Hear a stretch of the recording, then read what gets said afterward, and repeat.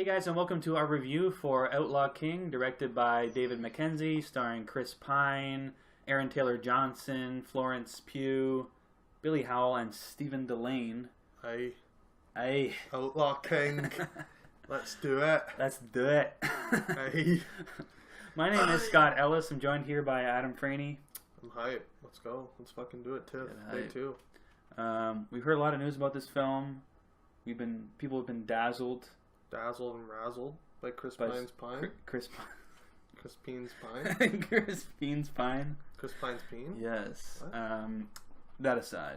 Outlaw King is the story of Robert the Bruce, who, fought back against the English for many decades, and sort of this underdog story of how Scotland eventually gained their independence from England.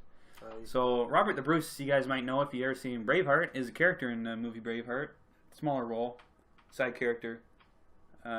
Whereas the main character in that movie is William Wallace, played by Mel Gibson. In this film, though, like I said, it's more focused on Robert the Bruce, played by Chris Pine, and his story of sort of, at first having to reluctantly ally himself with the King of England, and reluctantly sort of realizing, all the negatives of being associated with that, and, we get to see some of how William Wallace and his actions sort of influenced Robert the Bruce's actions as sort of the catalyst in sort of propelling him into rebellion. And well said. Yeah. So, Adam, what do you think of Outlaw King overall? This is Netflix, by the way. This is a Netflix It's coming out in a couple months. Netflix film. Coming out in November. Mm-hmm. So, up your late exclusive TIFF review. Second film we saw at TIFF. This is Netflix's first truly great film, I dare say. Really? Yeah. Certainly their truly first epic film. Quite epic. Dare I say. Yeah. I thought that it felt like a movie, unlike their other movies. They feel somewhere in between TV and movies? Yeah, like that weird, cringe, fringe kind of zone that the other movies have had. I don't know the budget. I don't know if it was huge, but the scale was huge. The live extras on screen. For sure. Right? Castles, the scope, shot on location. Beautifully shot, I might add. Yeah, gorgeous. I thought, I loved it. I thought Chris Pine was great. Mm-hmm. I thought the very hit or miss Aaron Taylor Johnson was fantastic. Hit. A standout. He hit this time. As Tim would say, shout out to Tim, Mr. Piece of Wood. Yeah. Not so wooden this time, bud. He was feral.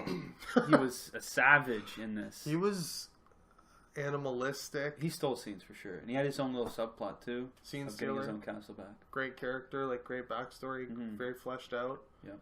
Not as much fleshed out as Chris Pine. But not fully fleshed out. But giggity. It was I don't know, it was a guttural gut punch, heavy, hit me to my core. Just one of those movies that just inspires you and makes you want to I don't know, go run a marathon after, the war scenes, the climb. Unlike very brutal scenes. The first movie we saw at TIFF, the climax of this was incredible, I thought. It was Game of Thrones level battle scenes. I don't know his name, but the character who played the prince of That's England? Billy Howell. Billy Howell was incredible. He was fantastic. Yeah. Do you remember his character in Braveheart? He was very effeminate. He was and he got thrown out a window. Oh yes, that was the same character, the same historical figure. So played quite differently. Interesting. But I thought he was fantastic, and just sort of how he was trying to prove himself to his father, and had this rivalry with Robert the Bruce as well, and how that paid off at the end there. And I thought that was fantastic. I thought he was great. Yeah, David Mackenzie directed the shit out of it. Just performance-wise, battle sequence-wise, insane level of gore and brutal violence also that I don't know that I expected. Right. People getting blunt object just beaten in. Just Aaron Taylor Johnson going savage on people, right? Berserker mode. Or just people getting like stabbed with like pikes and like yes. getting destroyed. And there's a very super emotional moment too as well when one of somebody's brother gets hung up and just like gets a knife in the chest and just ripped down and just guts fall out. That was a super savage moment. I did not expect that. And it wasn't like it was useful, right? It was talking about like gratuitous violence. Yeah. And like it fed the story. It did. Like you feel this character die. Right. You feel it in your gut. But that's what they did back in the day. They were people and they were savages. I mean, we see what happened as well to William Wallace's character, who had, I guess, a cameo, we'll say, in the film. Very dirty. Very dirty. Yeah, not quite as clean cut as Mel Gibson, but no. But I guess it's fairly accurate to history. Yeah. But as you guys might know, William Wallace is executed, and sort of became the catalyst for Robert the Bruce to continue his rebellion. But what happened to William Wallace, and they don't show this in Braveheart, they show him getting his head cut off, I guess. But in real life, and what happens in Outlaw King, he gets his head cut off, and then he gets quartered. So he gets his one leg sent to one quarter of the kingdom, his other leg gets sent, and not just leg, like leg and torso and all that shit, sent to the one corner of the kingdom, and his shoulder and arm gets sent to different parts of the kingdom to show, look, this is what happens if you rebel, right?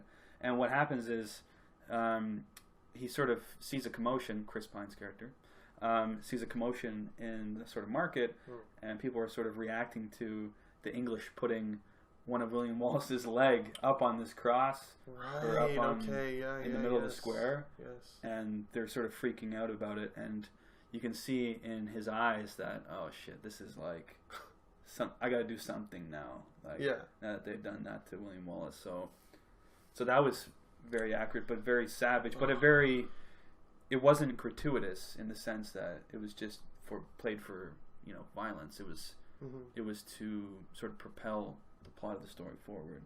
I thought that was very effective. The opening long take, I was fantastic. I was like, is this movie like fucking Birdman? Are they going to do this for the whole movie? I didn't know what was happening. I hadn't seen a trailer or anything. Long take. Just incredible. They go through like a full fight into a dialogue scene into the catapult. Like, I was just like gobsmacked from the opening scene. It was like, what the fuck? Yeah, it was like a 4-minute or something, like one take. Yes. And just the fact, I wonder how many takes it took.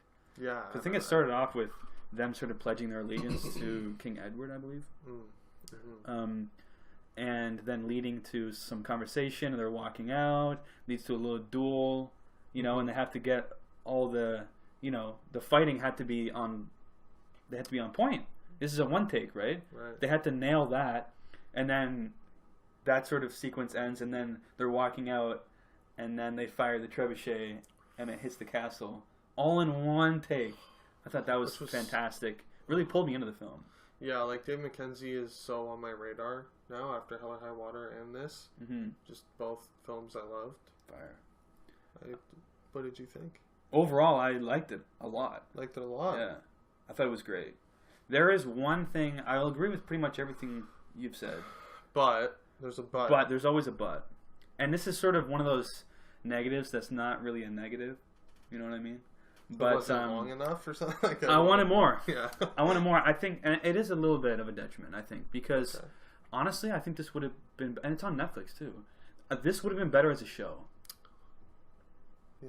I think so, 100%. Because even, we'll get into it, but there's a point in the movie where it sort of has the title card and it's like, Robert the Bruce continued to fight for another 20 years for Scottish independence. Yes. I'm like, I want to see that. Yeah. I'm like, I want that. Then you don't get Chris Pine to be in it. Then you don't get Dave Mackenzie to direct it. But maybe you do, because, man, people are signing up for shows. Look at... if they're limited. You're not going to see 20 years. I mean, look at Henry Cavill, right? He just signed up for The Witcher. I mean, that's not a short thing, right? No. We don't know. There's like 8 books. to me, it's like True Detective and like stuff like that. Like you're not gonna get these stars to do an 8-year show. And this is me being selfish, right? Yes, like because there selfish. is a lot of side characters in this.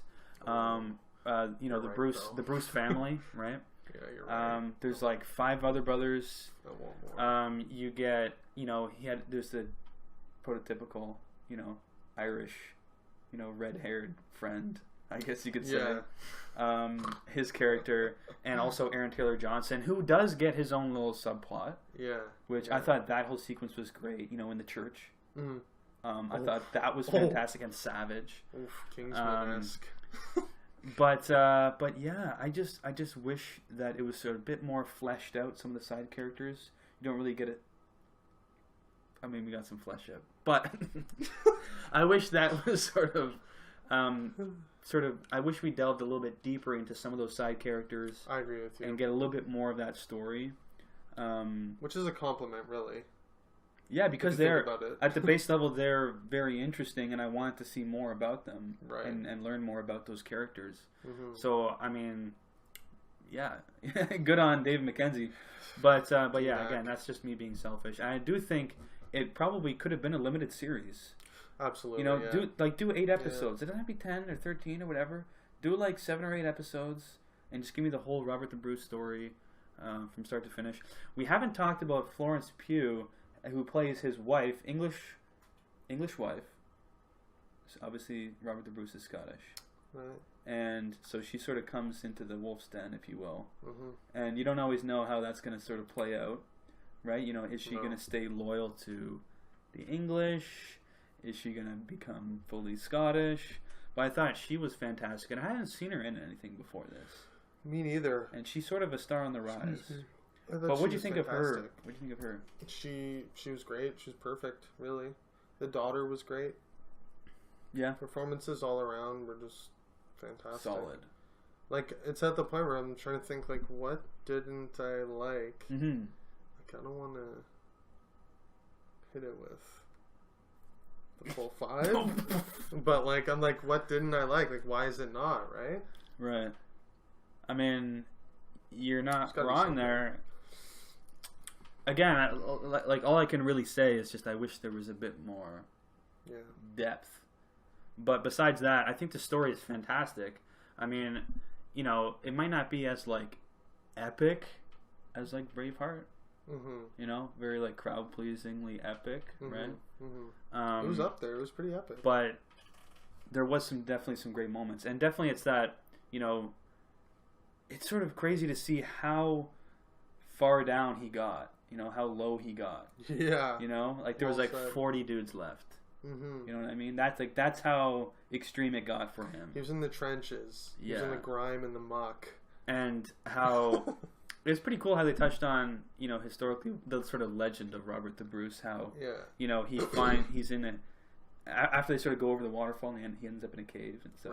He sees the spider, and sort of the class. In the myth of Robert the Bruce, historically was he saw a spider making a web, and it kept getting destroyed by like water falling. We really didn't quite see that in the film, but at least we saw the spider. I was wondering what the spider significance. I'm like, why do they keep showing the spider? It was a nod. It was a nod to historically what the legend was. Okay, so so he saw the spider and how it was building its web. And it kept getting destroyed by the water, and yet it kept still trying to build the web, which is exactly what was happening to Robert the Bruce. And how, you know, when you get beat down and beat down and beat down, you just got to keep fighting, keep building that web, and just keep fighting back. Basically, even though it seemed like everything was lost for him in that moment, he just had to, like the spider, persevere. That's why he said, "I'll be like the spider." Yeah. Oh, okay, I like that. So I thought that was a nice little touch to the real Robert the Bruce. Mm-hmm. Definitely. But yeah. Anything else you want to mention? Anything spoilery, do you think? Probably not. Nothing super spoilery happens. I mean, this is historical. Yeah. I mean, it's not overly... Not much. No, not that I can think of. All right. Anything else you want to mention? Or other than see it in November. November. Yeah, honestly, like... Oh, I have a question. Oh. Do we think we see the first ever Netflix film nominated for Best Picture? You think this movie is on that level? I think I do. Oh, fuck. I think it could be. Really? I mean, it's coming out in November, award season. This is true. It's gotten good buzz. Now... I don't really know. I don't know. Chris Pine's Peen has gotten buzz. And I was very disappointed how little we saw of it. I feel like it's gotten mixed reactions. The film or the film? The Peen? The film. Okay. Really? Has it? I don't know. What? Really? It has. What? Some people saying it's bad. I guess not great. Don't do this to me. Don't fucking do this. No. I mean, Netflix also has Roma, which just won the Golden Lion at Venice. I think that's probably the front runner right now. Absolutely. So Netflix already does have another one, right? So what do they focus on, right? Who do they push? Holy Both? Shit. Let's give our ratings, though. I'm going to start off. I'm going to say this is a solid 4 to 5. This is solid. This is great. 4 to 5. I'll see you. You're 4 to 5, and I'll raise you a heavy 4. I knew you were going to do that. I have to. I mean, it was fantastic. I mean, my allergies may have acted up. I got a little mist. There was mist at the end. Right at the end? Yeah, just the whole climax. Like on the beach, that gave you mist? There's some mist on the beach. Yeah. There's some mist. There's a misty beach. Yeah, like when they're like running towards each other. It's like that. Such a cliche thing, but I think that's why they've been through this shit. That's why I can't 5 it, because it was so well made, but it's like, it's not something like I've never seen before. It's not super, super fresh. No. It's like we've seen this. Obviously, but it was done well. The comparison is Braveheart, and like I think Braveheart's still probably a better film, and that's a 5 for me. So that's oh yeah, oh fuck yeah, oh fuck yeah, bud. Melly. But this is like excellent still. Yeah. And I think it could. Best Picture nomination could be on the way. You heard it here first. You heard it literally, yeah. Well, I think that'll do it for our review of Outlaw King. Adam, where can people find you? Twitter at Franey25, Instagram UpRealAdam, Letterboxd UpRealAdam. You can find myself Scott on Letterboxd at UpRealScott. As well, you can find us on Facebook, Instagram. Did I say Facebook already? Twitter at UpRealLates. YouTube. And yeah, if you guys did enjoy this video, leave a like on it. Leave a comment below if you want to join our discussion about Outlaw King. As well, subscribe, like I said, to our YouTube channel. And as always, keep it real.